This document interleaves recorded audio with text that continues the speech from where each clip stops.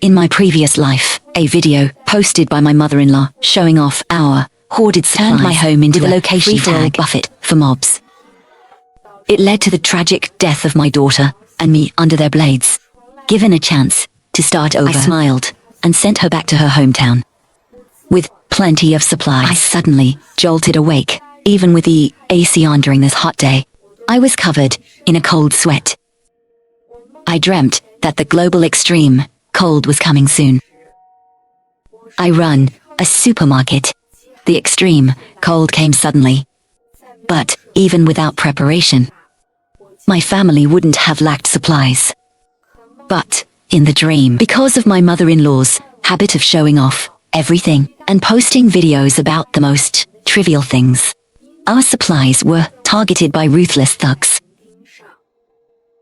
The bloody pain of a blunt knife cutting my flesh in the dream and the heartbreak of helplessly watching my young daughter get murdered, the pain was so real. So real that it made me realize this wasn't just a dream. I looked at my little daughter, Yaya, sleeping soundly beside me. I gently tucked her in. When I left the room, I passed by my mother-in-law's bedroom. Through the crack in the door, I saw she was still tirelessly scrolling through short videos. I went to the living room to get some water and scrolled through some forums on my phone. One post made my hand tremble. It was a question about how to view this year's abnormal weather conditions. The original poster said that summer had arrived early this year, and after the extreme heat would come extreme cold. They urged everyone to hoard supplies to survive the deep freeze. The comment section was full of people mocking them. I clicked into the poster's profile and found it completely blank, with their IP address shown as unknown. Just then, loud music suddenly blared from the room. I angrily walked towards my mother-in-law's bedroom. I saw her sit up in bed, fumbling to grab her phone. Haven't I told you many times to keep it down at night? Yaya needs to sleep. My mother-in-law awkwardly touched her nose. I accidentally fell asleep just now. My phone dropped off the bed, and the earphones fell out. She was always like this. She always did things that made my blood pressure spike, yet made them look like innocent mistakes. And because she had such a good attitude when admitting her faults, it was hard to criticize her. But behind my back, she would cry to her son, saying how hard it was to walk on eggshells in this house. I couldn't vent my frustration, and it made me dizzy with anger. I had a strong feeling I had experienced this exact scene before. The next day, my supermarket's purchasing manager gave me an application saying we needed to order a large batch of goods. When I looked at the list, I saw it was almost entirely grains, oil, rice, noodles, food, as well as cotton quilts and winter clothes. This overlapped perfectly with the scene in my dream. I excitedly grabbed my employee and asked, "Did we get a huge client?" Yes, and this client had a condition. He said his house is currently under renovation, so he ordered these goods to be temporarily stored in our warehouse for half a month. Yes, that was it. This was the exact client who came to our supermarket to buy in bulk. There are only a few large supermarkets in this city in total. I found it strange, so I discreetly asked around within the industry circle. I discovered that besides our supermarket, he had also placed orders with other supermarkets. Hoarding such a massive amount of supplies was very suspicious. He was buying stock from peers to open his own supermarket. What was even stranger was that when we tried to get stock from our suppliers, many of them informed us that they were currently out of stock.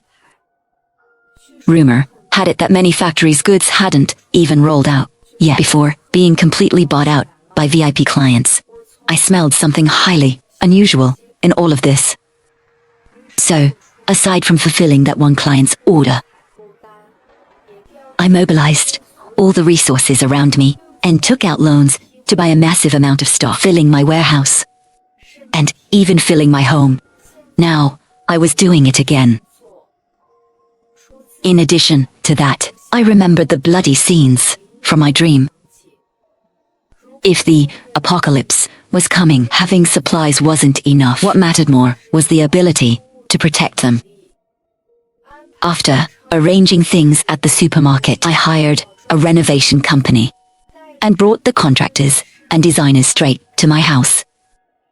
When I opened the door, I saw my mother-in-law wearing my necklaces and jewelry, even pairing them with my silk scarves and hats while recording a video.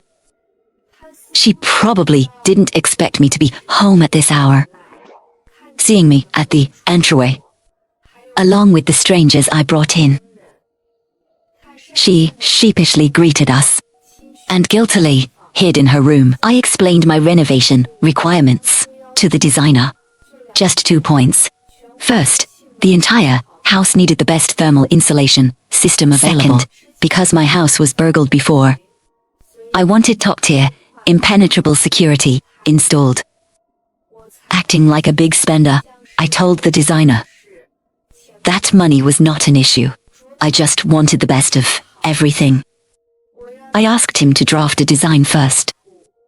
If I was satisfied once the house was done, I would also hand over the supermarket's renovation project to him. The designer's eyes lit up. So, he worked very efficiently. He provided the blueprints in just 2 days. I showed the drawings to a knowledgeable friend. My friend said there were no issues, so construction began immediately. My mother-in-law didn't understand why I was renovating the house in the dead of summer. I just told her that since this summer was too hot, people were saying the winter would be extremely cold. Also, I was afraid she would screw me over just like in the dream. So, I suggested to her, since the summer was too hot, once Yaya was on summer break, I would let her take Yaya back to our rural hometown. Summers in the countryside, with all the trees and forests, were definitely cooler than the city. And since the house was currently under renovation, my mother-in-law could go back first. At first, she wasn't pleased about it, but I handed her 30,000 yuan in cash, telling her to go back first to see if the old house needed any new furnishings or appliances. She happily packed her bags and left. Tod betalt down anything. Taxian, that filial son, was so afraid his parents would suffer in the countryside that the year we got married, he paid to rebuild and expand the old house entirely. It was fully renovated. Refrigerators, AC, and a water purification system were all fully equipped. Later, my father-in-law passed away after enjoying only a few years there. Taxian felt sorry for his mother living alone in the countryside. So, he took the initiative to bring her to the city. As for himself, after we got married, he handed the task of being filial to his mother completely to me. He claimed he had projects abroad and hadn't been home for over a year. Taxian works in engineering, often traveling all over the place. We have been a long-distance couple for a long time, but thinking back to some clues from my dream, I contacted someone else and asked them to investigate. 3 days after my mother-in-law left, Taxian called me. He specifically asked about his mother going back home. I used the same excuse I gave his mom. I also told him that I gave her 30,000 yuan and prepared a truckload of food and supplies for her to take back. His tone shifted from dissatisfaction to satisfaction. My mother-in-law had probably hidden all of this from him. If, in the dream, her actions were an unintentional mistake, I had left her a way to survive. The hometown house was huge, and even had a basement. That was warm in winter and cool in summer. The firewood at the old house also filled up to large rooms. I believed that as long as she didn't show off and quietly stayed indoors, those supplies would be more than enough for her to survive the winter. By the way, since she brought back so many things this time, tell Mom to keep a low profile. Don't post everything on the internet. We're not afraid of thieves stealing, but we are afraid of thieves plotting. All right, I know. You and our daughter take care of yourselves too. I'm busy now. I'll hang up first. After Taexian asked about his mother, he hung up the phone dismissively. Meanwhile, I stared coldly at my phone, looking at photos of him being intimate with an unfamiliar woman. This was what he meant by busy with projects abroad. In reality, he had started a new family with another woman, right here in the country, and the woman's bulging belly showed she was at least 6 months pregnant. Great, just great. I've noted down this debt. After my mother-in-law returned to our hometown, she indeed hadn't changed her habits. She updated her videos even more frequently. Many relatives and friends from the hometown commented, asking if she had returned. She replied that she came back to escape the heat, welcoming them to visit her home, and that she would return to the city in a few months. When people complimented her house full of food and drinks, she would smile widely, boasting about how filial her son was. In short, my mother-in-law was living the dream in the countryside. Taexian, on the other hand, called to urge me a few times. Mom has already tidied up the house. You should take Yaya back soon, so the old lady won't be lonely. Humph, I doubt that. I forwarded my mother-in-law's published videos to Taexian. See, Mom is much better off in the hometown. She has company. Look how happy she is. Taexian looked at them for a long time without replying. Much later, he just replied, Mom is getting old. I'm not at ease with her being home alone. Anyway, just remember to go back soon. For the first 30 years of his life, he didn't care at all.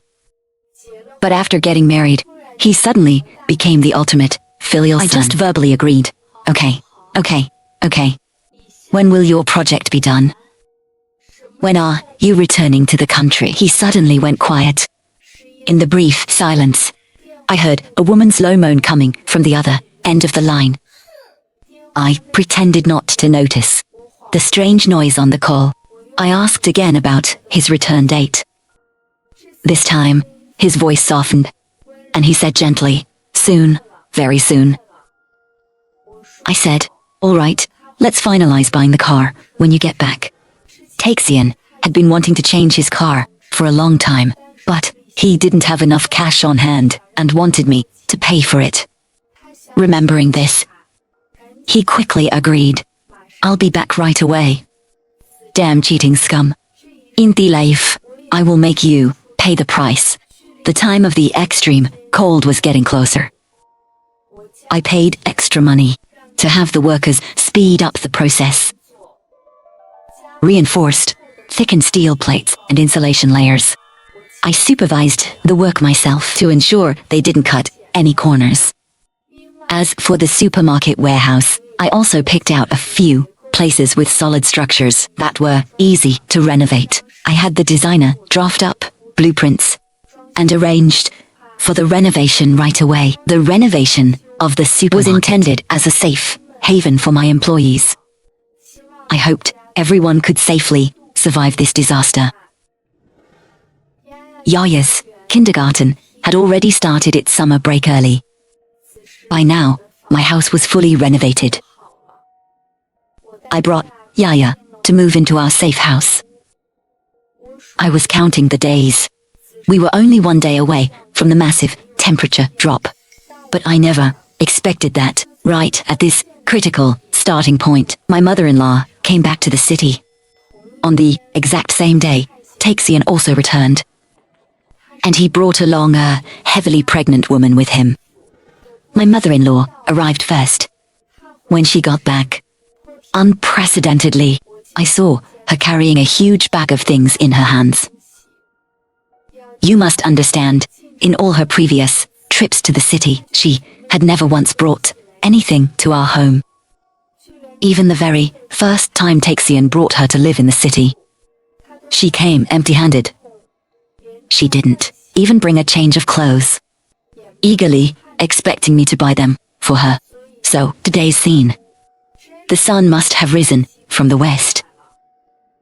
She put the things down in the living room, went out again, and when she came back in, she was dragging a suitcase and a large woven bag.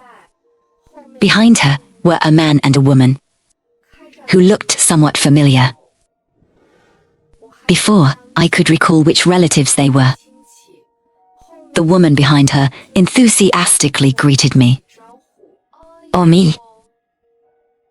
Taexian's wife. Long time no see. You really have gotten even prettier. Seeing my confused expression, my mother-in-law asked them to take a seat and amiably explained it to me. Only then did I learn that the woman in front of me was a distant relative from her generation, making her Taexian's Aunt Guifan. And the man was her husband, uncle. As for why they came to the city this time, they came seeking medical treatment. Oh, me. Taexian's wife, you have no idea. Thanks to your mother, who is so warm-hearted. Hearing that my old man needed to visit a big hospital, she brought us here without a second thought. Your whole family are such good people. Sister, you practically have the heart of a bodhisattva. For this kindness, my husband and I will remember it for the rest of our lives. Taexian's Aunt Guifan kept blabbering on, spitting out praises as if words were free. My mother-in-law was already floating on cloud 9 listening to her. It wasn't until she caught sight of my bewildered face that she remembered she hadn't discussed this with me yet. Feeling a bit guilty, she touched her nose and explained to me, your uncle's symptoms are very similar to mine before. He's also been coughing constantly. I was just thinking, isn't that doctor you took me to before really good? So I thought they could go see that same doctor too. You should contact him in advance for an appointment. Then she turned to Aunt Guifan and boasted, let me tell you, that Dr. Kong is very hard to book. Even here in the city, only officials and rich people can get an appointment. If it weren't for our family's connections, you wouldn't even know which direction his clinic's door opens. I was absolutely infuriated by my mother-in-law's and her vanity. She knew perfectly well how hard Dr. Kong was to book. Back then, to get an appointment with that doctor, I had to pull strings and spend a lot of money. Taexian had told her all about how difficult it was. But no, not only did this become her bragging right, but she also had the audacity to run her mouth and casually drag new burdens to me from the outside. Fin. Watch how I deal with you. How did you know that I recently booked a follow-up appointment with Dr. Kong for you? My mother-in-law's face was full of question marks. I continued, it's about your problème. Although Dr. Tokan cured it back then. The doctor also specifically reminded me to bring you in for regular checkups. Otherwise, If it relapses, it could be much more severe. And taking medicine won't be enough. Mom, as you know, Dr. Kong's appointments are indeed incredibly hard to book. And they have to be booked months in advance. But right now, Uncle's situation is definitely more urgent. Mom, since you are so warm-hearted, you'd definitely be willing to give your spot to Uncle, right? I threw the problem right back at her. My mother-in-law looked troubled. She never expected this to backfire on her. She was always someone who valued her own life dearly. But right now, right in front of Aunt and Uncle, she had no choice but to nod with difficulty. Seeing her, Aunt and Uncle knew that their medical visit was secured. They were immediately overjoyed, practically dancing. At the moment, Aunt Queefan finally remembered the things she had brought. She brought them over to me as if presenting a treasure. Taxian's wife. We didn't have anything much back in our hometown to bring you. So we brought some homegrown sweet potatoes. Please don't mind it. I politely accepted them. Now that the matter was settled, looking at the many bags they brought, it seemed they intended to stay at my house. My mother-in-law was probably still thinking about her follow-up appointment. She was completely absent-minded, and Queefan stood there awkwardly, waiting for the host to make arrangements. As the master of the house, I naturally, generously arranged for Aunt her husband to stay in the guest room. My mother-in-law's expression grew even colder. I told Aunt Queefan to go take a walk downstairs and that I would take them out for dinner later. Aunt Queefan went downstairs with a beaming smile. Only my mother-in-law and I were left in the room. It was only then that she asked me, Bailey, do you think you can book another appointment with Dr. Kong? Or you can tell your Aunt Queefan and Uncle that the appointment cannot be transferred to someone else. I put on a conflicted face. I don't think that's a good idea. How cunning was my mother-in-law. She took all the credit for showing off outside. And now she wanted me to play the bad guy. While she was still worrying about her doctor's appointment, her son returned. When the front door opened, my mother-in-law and I both saw a woman clinging to Taxian's arm. They were being all lovey-dovey as they entered the house. Seeing people in the living room, Taxian was clearly surprised. He quickly pushed the woman beside him away. Perhaps realizing his pushing gesture was too obvious, his hand hovered in midair, and he awkwardly supported the woman instead. Don't misunderstand. This is Zhang Yang's fiancée. Since she's heavily pregnant, and he saw that I was returning, he asked me to conveniently bring his fiancée back to the country with me. Liu Ryan hurriedly played along with Taxian's explanation. The woman across from me sweetly called out, "Hello, sister-in-law." Taxian's cheating had been kept a very tight secret. Not even my mother-in-law knew about it, so she didn't show the woman any warmth. She said with a straight face, "Since you've returned to the country, everyone should go back to their own homes." Following my son home with that big pregnant belly. Even if your conscience is clear,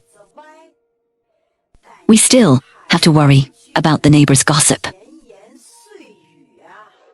The woman just stood weakly and delicately behind Taxian. Taxian shielded her from his mother and waved his hand impatiently. Enough. I flew thousands of miles back here. I haven't even had a sip of water since I got home. Let me rest before we talk. Then he turned to ask me, "By the way, Leaf, didn't you say Yaya Wankla?" When are you picking her up? Oh, right. I just remembered. I grabbed my car keys and went out to pick up my daughter. Sitting in my car, through the home surveillance cameras, I saw my mother-in-law still nagging endlessly. It was only when Taexian confirmed that I had already left that he furiously lashed out at his mother. Enough. Put away your vulgar words. Stop being so sarcastic to Liu Ryan. Zhongrong glared at her son, finding it unbelievable, just as Zhongrong was about to cry out to the heavens, bemoaning her son's unfilial behavior. Taexian carefully shielded his mistress. If you don't want the precious grandson in Ryan's belly, then go ahead and cry. What? Taexian helped the mistress sit down steadily on the sofa, then went to explain to his mother, I'm saying, Liu Ryan is not Zhong Yong's fiancée.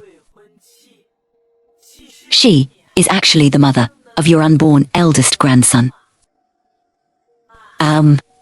You're about to have a grandson. Zhongrong was stunned by this sudden good news. After all, ever since I gave birth to Yaya, she had always hoped I would have a boy next. Unfortunately, I had no plans for a second child since the family's main source of income was me. She only dared to pressure me indirectly. She never dared to do it to my face. Now that a precious grandson had suddenly popped up, her hands were trembling with excitement. Good, good, good. Our Tsai family finally has an heir. Now I can face your father with pride.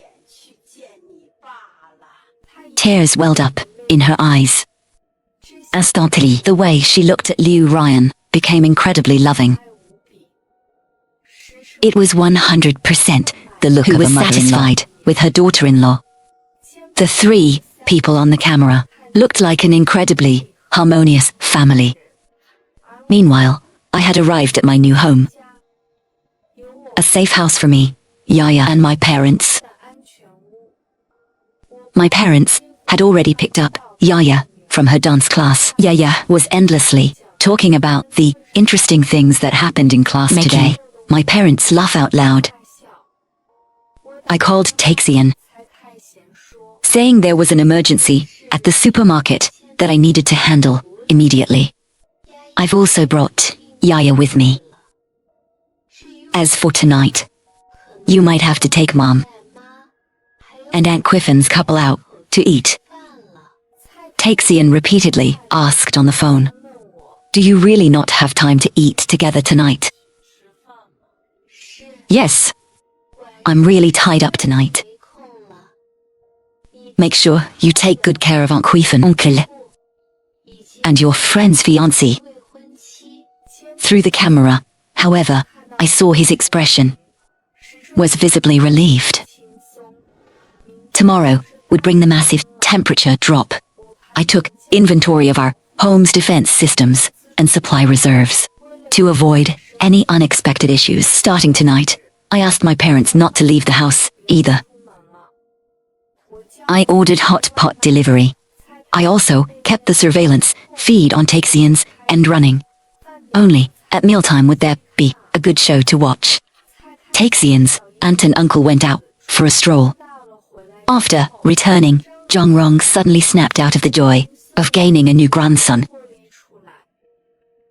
because she suddenly remembered that the relatives she brought to the city were taking up her doctor's appointment spot for nothing. Originally, Taexian had gotten ready to take everyone out for dinner. But Zhongrong suddenly pulled a long face, claiming she was dizzy and had chest pain and didn't want to go out.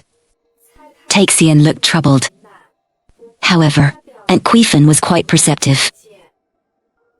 Seeing the host didn't want to go out, she very considerately suggested that the sweet potatoes she brought from home were very fresh, so they could cook a pot of sweet potato rice for dinner. She also noticed there were still some vegetables in the fridge, since Taexian's mother was feeling unwell. She volunteered to prepare dinner, even though Zhongrong's mood was written all over her face. Taexianos and Kuifan still amiably cooked a table full of dishes. She set out the bowls and chopsticks and called everyone to eat. I glanced at the dining table. Oh well, it looked like they used up all the vegetables in the fridge. Even Yaya's remaining milk drinks were opened by Aunt Kuifan and placed on the table. Congratulations to them. Their food reserves were down to 0 right before the deep freeze. The early morning news was still reporting that today's temperature hit another new record high, reminding citizens to minimize outdoor activities during this extreme heat and to watch out for heat stroke and heat-related illnesses. Yaya and I hadn't returned home all night, and Taexian hadn't made a single phone call to check on us. He was still drowning in his sweet haven of romance. Last night, he and Uncle had a bit of alcohol. In the house, he didn't even try to hide it, and slept together directly with Liu Ryan. Approaching noon, the whole family finally woke up. The wind outside was howling wildly, and raindrops started to violently slap against the windows. At the moment, everyone this was a normal, heavy summer rain after a long drought. Taexian finally called me. Bailey. Where are you? I'm at my best friend's house. Then when are you coming back? Soon, I guess. Okay, by the way, when you come back, grab some buns from that pastry shop at the neighborhood entrance. None of us have had breakfast yet, and it's pouring rain outside. So, it's hard to order delivery. Humph, this bastard. At least, he knew the rain outside was heavy. Okay, I hung up the phone. My Yaya was sitting by the window watching the rain, then quietly looked at me. I asked her, if you didn't have your dad anymore, would you be sad? I only need mommy to be with me forever. With that, I had no more hesitation. By early afternoon, the temperature had plummeted to 15 degrees Celsius. The abnormal weather had already topped the real-time trending topics online. Everyone was discussing that this was the sudden extreme cold experts warned about. Cars on the streets were accelerating to get away. Taexian called me again, his tone carrying a bit of impatience. He asked, "Where are you?" "I'm on my way. The rain was too heavy earlier, so I waited a long time." "Okay." "There are 3 elderly people and a pregnant woman at home, just waiting for you to bring food back." The man on the phone felt like a stranger to me. He used to not be like this. If I was thirsty in the middle of the night, he would get out of bed and fetch me a perfectly warm glass of water. He couldn't bear to let me walk even an extra step. If I got a tiny scrape on my hand, his heart would ache for a long time, wishing he could do everything for me. But now, I didn't even dare to think too deeply about whether getting to this point was a shift in affection, or if he had been faking it from the very start. My thoughts gathered, and I looked at the surveillance, seeing Taexian still lying on the sofa, playing games. Honestly, as long as he had functioning hands and legs, even if it meant crawling, he should have crawled to the neighborhood shop by now. Too bad he pinned all his hopes on someone who was never destined to return to that house. Me. Liu Ryan seemed to be hungry too. She picked up the last small bottle of milk drink on the dining table and drank it in a few gulps. The wind gradually stopped, but the temperature outside dropped even further. Looking on, the leaves in the neighborhood were covered in frost. I turned on the central heating for the whole house, setting it to the highest temperature. I estimated that in all the public power grid systems would collapse. By then, we would have to switch to backup power. Texion, and the others probably finally realized something was wrong. The people in the room were bewildered and anxious. Texion put on thick clothes. While walking towards the door, he called me on the phone. Zhongrong stopped her son. This weather is too abnormal. Why are you going out when it's so cold?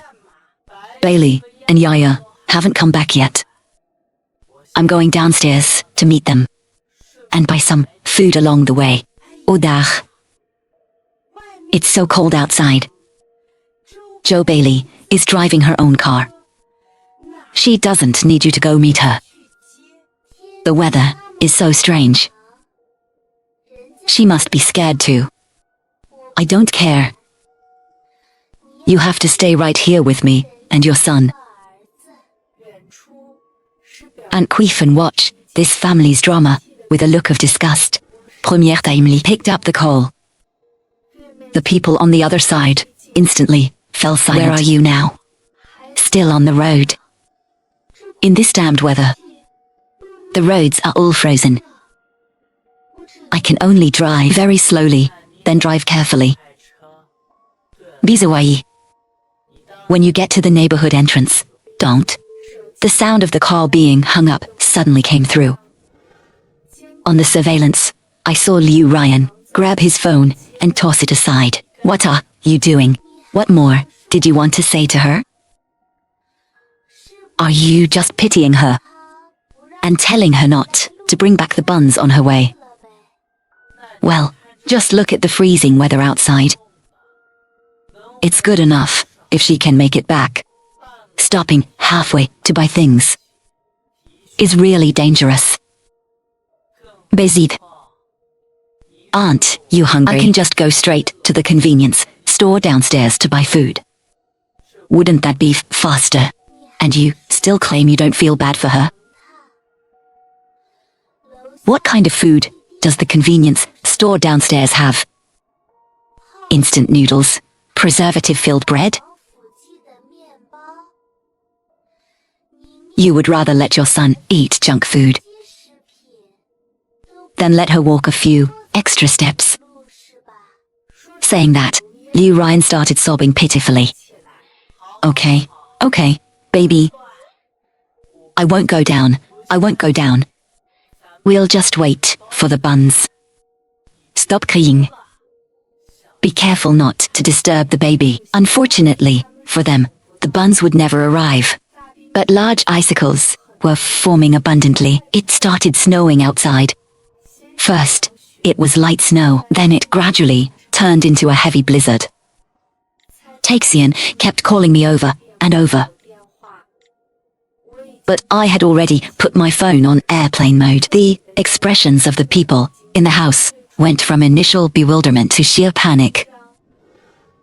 Texian's family finally stopped placing their hopes on me. I watch Texian put on a thick down jacket, preparing to go downstairs to the convenience store to buy food. Before tea, Zhongrong actually wanted Uncle to go downstairs. But Oncle, looking at the severe weather outside, completely dropped his helpful demeanor from last night. In the face of disaster, preserving one's own life was the most important thing. Aunt Queefan said that Uncle already had a cough, and with the freezing conditions outside, if they sent him out, he might not make it back. Then she claimed that she herself was dizzy and her feet hurt. Given the situation, no matter how much Zhongrong pleaded, there was no way. After the two parties bickered back and forth for a while, they ultimately decided that Texian, as the younger man, should be the one to go buy things. The stairwell was filled with howling wind and snow. The main door of the apartment was frozen shut. They struggled inside for half a day before finally getting it open. When the door finally opened, the blizzard swept right in. Everyone inside started trembling violently. Don't stand there dazing out. Texian, hurry up and close the door. 11 cameras. The remaining few people sat obediently on the sofa, waiting for Taexian to return with food. During this time, Zhongrong clutched her grumbling stomach, earning a look of disdain from Aunt Quifan. Outside was a blizzard, and inside were a few starving people. Suddenly, the aroma of roasted meat filled the air in my place.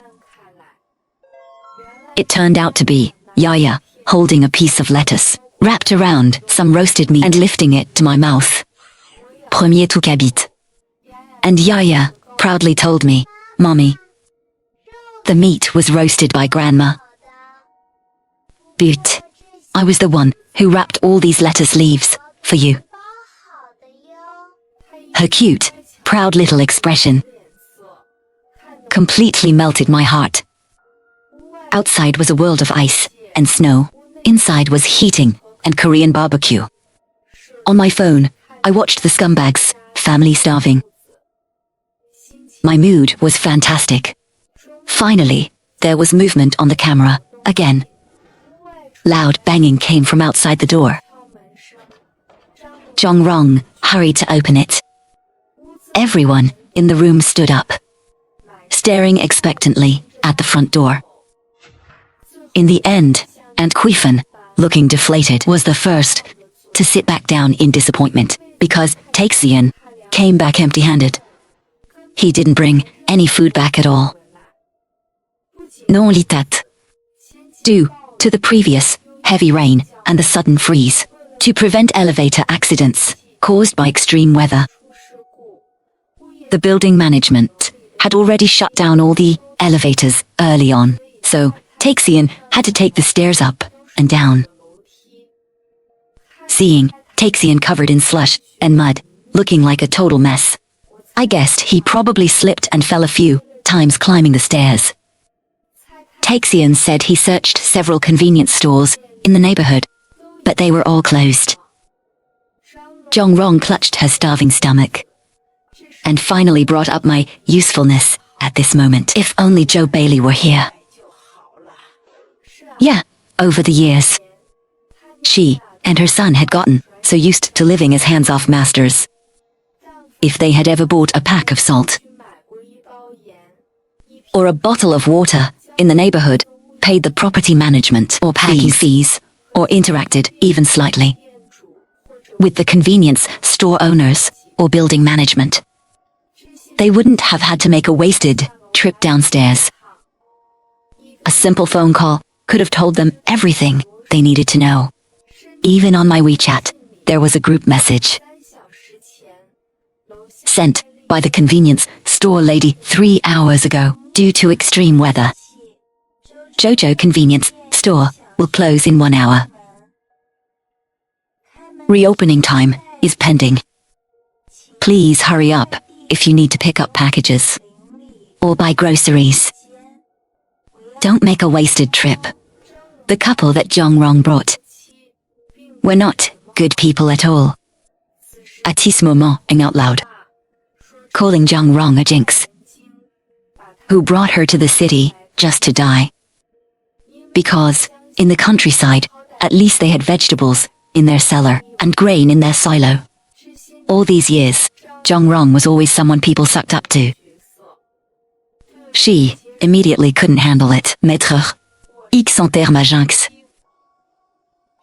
Who was the one who kindly brought your husband to the city for medical treatment, who gave up their own follow-up appointment spot just for your old man, Zhong Quifan.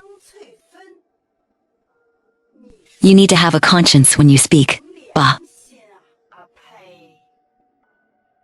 Zhongrong, who the hell are you pretending to be? You fake. Who in the village doesn't know that your son only lives well because his wife has money. Your family just rode her coattails to the top. Hearing this, Taexian's face completely changed. Take a look at yourselves. We've been relatives for decades. You should know exactly how useless you actually are. Every time you go back to the village, you act all high and mighty. looking down on this person. Looking down on that person.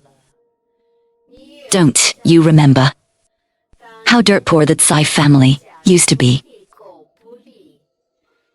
Nobody even wanted to look at you. Seeing Aunt Quiffin's insults getting dirtier and dirtier, I quickly muted the camera feed. I had my precious Yaya at home. She didn't need to hear this garbage. But just a moment later, when I looked at the camera again, the few of them were suddenly brawling together. Taexian hadn't even recovered from his exhausting climb up the stairs. Liu Ryan, with her pregnant belly, stood to the side, acting like it had nothing to do with her. Only Zhongrong was fighting 1 against 2, and losing ground rapidly. A strange noise came from nowhere. At the same time, the camera feed showed a network disconnection. The power went out because the temperature dropped so drastically. Some of the power grid infrastructure was damaged. Fortunately, our house had top-notch insulation. So, even though the power was out, the room temperature hadn't dropped much. Another 2 days passed. Not being able to see how Taexian's family was made me feel a bit bored, but I figured they must be having a terrible time. After all, they had no power, no food, and it was freezing at the time. I claimed I wanted to renovate the insulation system. In reality, I had my own safe house fully renovated. As for the old apartment, it was barely touched at all. Taking advantage of the fact that the communication network hadn't entirely collapsed yet, Taexian a video. It was a video of a boiling sheep, spine hot pot. A pot fully packed with large chunks of bubbling meat broth and the billowing steam were undoubtedly the ultimate comfort in this deep freeze.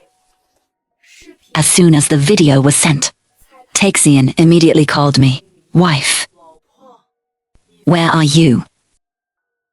Why couldn't I reach your phone before? Is this hot pot freshly cooked? Where are you? I'll come find you right now." Looks like they were starving to death. What? Did you say? Oh no. The signal is bad.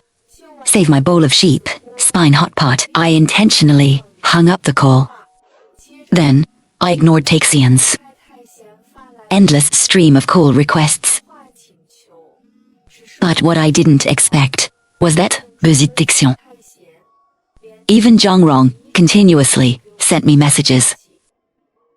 The funny thing was, in just the time it took me to eat a meal, she went from initially demanding to know where I was, calling me selfish, and accusing me of ignoring the life and death of my husband, to and mother-in-law, eventually softening her tone, even sweetly asking if I was feeling cold. Wow, my mother-in-law's ability to change faces is truly amusing. I didn't mind making it even more amusing. Amidst Zhongrong's barrage of 99+ messages, I only replied with one sentence, "Mom, why wouldn't I come back?" Don't you know exactly why? I watched Zhongrong's chat window repeatedly show typing. She apologized to me profusely, and even Taexian was apologizing to me on his mother's behalf, saying that I've worked too hard all these years. But I never replied a single word. Eventually, they got anxious. Zhongrong called me Joe Bailey. I've said every good thing I could think of. And you won't even reply with one sentence? What kind of attitude is this? Even if you have zero respect for me as your mother-in-law. What about Taexian? Taexian is still your husband, right? If you don't feel bad for me, you should at least feel bad for your husband. Where on earth are you? Hurry up and bring us some food. or at the very least, tell us your location, so we can come to you. It was quite obvious that, even at this point, Zhongrong still hadn't grasped the reality of the situation. She couldn't tell who had the upper hand. Mom, I've never blamed you. But think about it. What could possibly be the reason? That would make a woman would rather take her child and stay outside in a freezing blizzard than return to that house. You? You already know. Bailey. It's actually not what you think. There's no need to explain. Mom, tell Taxian. I just want an answer. A satisfactory explanation. If I get it, I can let bygones be bygones and bring both you and Taxian here. After all, my food, drinks, heating, and supplies here are more than enough to support a family of 4. Okay. I will definitely make Taxian give you a satisfactory explanation. Even though I had mentally prepared myself, I was still shocked by the photo Taxian sent over. In the photo, the heavily pregnant Liu Ryan was lying stiffly on the freezing floor. Her eyes were wide open in disbelief. Dark red blood was pooling from the back of her head, staining a large area of the floor red. Wife, she was the one who seduced me. She took advantage of me when I was drunk. I thought she was you. Back then, I was far away abroad, and I missed you so much every day. From the phone, Taxian's voice messages played out loud one by one. My parents also saw that photo and got a massive scare, because, in my parents' eyes, Taxian had always been hardworking, driven, filial, and deeply responsible. Who could have known? Who would have ever known? It turns out that until pushed to the brink, human nature can always be camouflaged and hidden, even with decades of life experience. My parents completely misjudged him. My parents, and I felt a lingering dread. I thought to myself, if it weren't for that prophetic dream, I would have been completely bled dry by Taxian's schemes. 2 more days dragged by. I completely lost contact with Taxian. I still remember that day. Taxian used the last 1% of battery on his phone. Tout calme. On the other end of the line, like a stray dog, he begged for my forgiveness. Begged me to save him, but the reply he got wasn't from me. It was the sound of people smashing down his door on his end. Before his phone's battery died completely, I softly uttered, Taxian, haven't you realized it yet? From the very beginning, I never intended to save you. He didn't even have time to curse at me, because it was replaced by someone shouting, "Wah, smash it." I only heard the dull thuds of clubs hitting flesh, and a faint background noise of Zhongrong dying on her last breath, begging the mob, Please let us go. Please? Stop hitting us. The blizzard covered up everything. I counted the days. Finally, on the 280th day after the massive temperature drop, national rescue teams entered our city. They systematically rescued the people who had struggled to survive until now. There were very few survivors left.